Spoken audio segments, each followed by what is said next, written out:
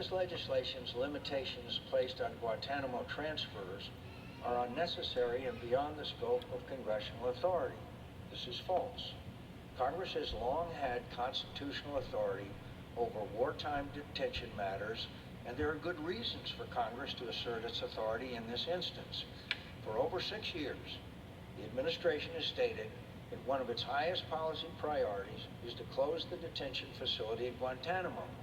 But for that same period of time, members of the Senate have repeatedly requested a plan that explains how the administration will handle each of the detainees currently held there. Unfortunately, over the last 6.5 years, the administration has consistently failed to provide that plan.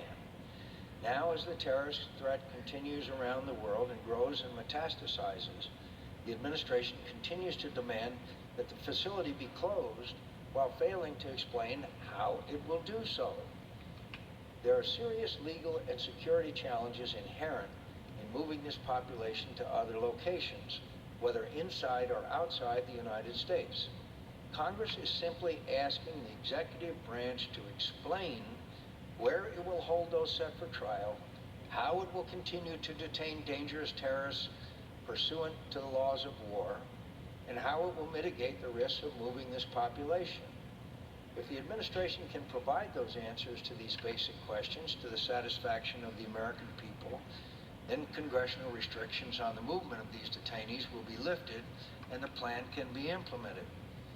Now, Congress's need for answers is even more acute after the administration transferred 5 senior Taliban detainees under secret agreement to Qatar without prior notification to Congress as required by law. The President of the United States blatantly violated the law, which required, before these 5 detainees were transferred to Qatar, that Congress was notified 6 months ahead of time, using the rationale, well, they were afraid the information might leak.